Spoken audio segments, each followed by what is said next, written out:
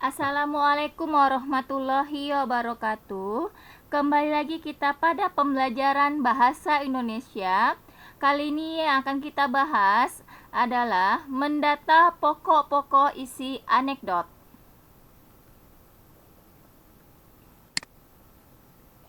Dari teks anekdot ini yang akan kita bahas ada 3. Nah, yang pertama pengertian, yang kedua ciri-ciri, dan yang ketiga pokok-pokok. Nah, adapun pengertian dari teks anekdot adalah teks cerita lucu yang berisi kritikan atau sindiran kepada seseorang yang berdasarkan kejadian sebenarnya. Nah, sedangkan ciri dari teks anekdot sendiri ada 6. Nah, yang pertama, menceritakan orang penting. Nah, yang kedua, sifatnya menyindir. Nah, yang ketiga, menggelitik. Keempat, mengandung humor, berarti ada unsur kelucuannya. Nah, yang kelima, memiliki tujuan tertentu. Nah, yang keenam, ceritanya terhubung umum dan realistis.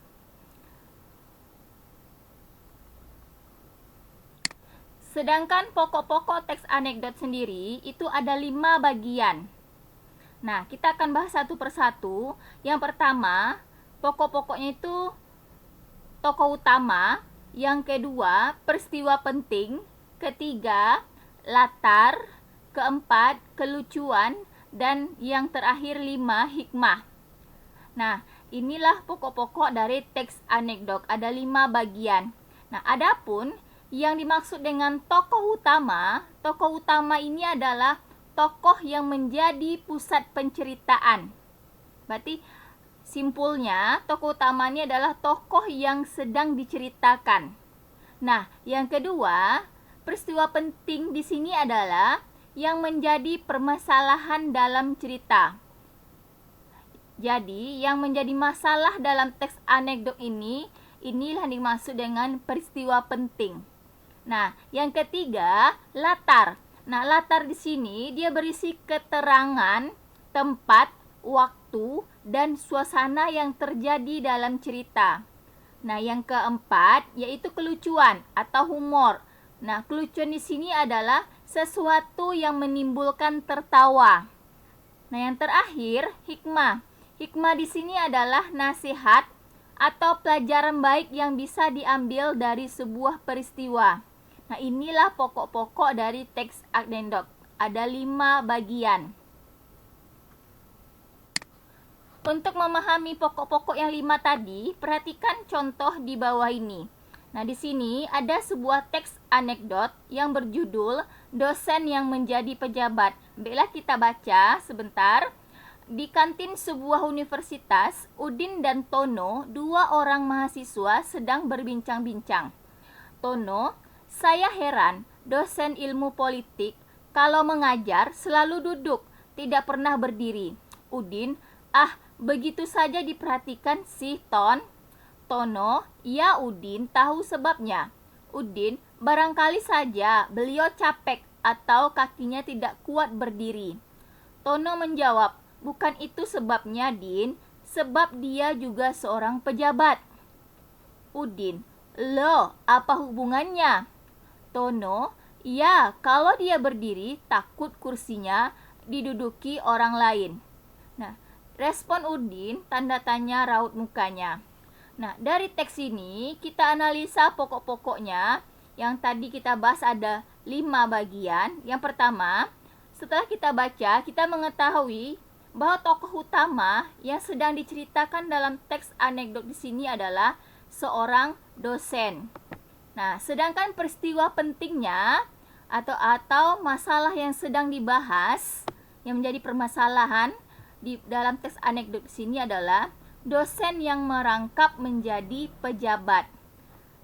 Sedangkan latarnya di sini ada 3. Pertama, waktu. Tadi dikatakan waktu di sini adalah ketika di jam istirahat.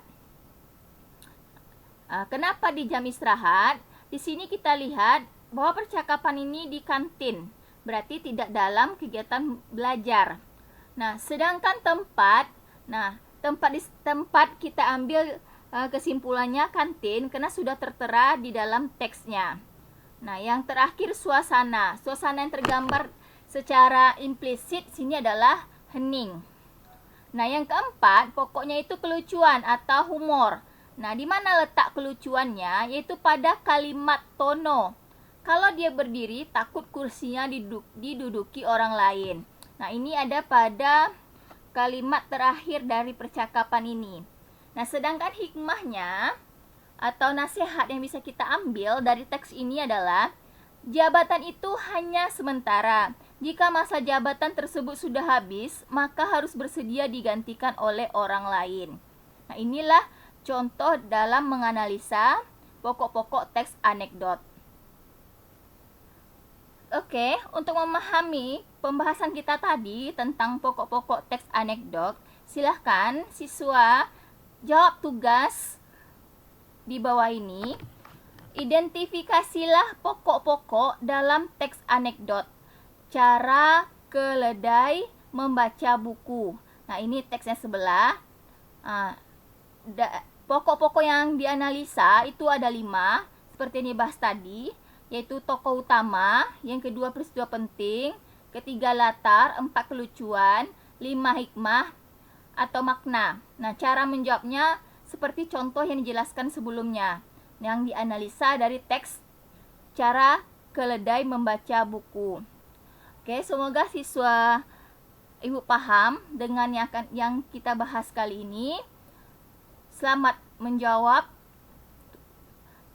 Demikianlah pembelajaran kita. Assalamualaikum warahmatullahi wabarakatuh.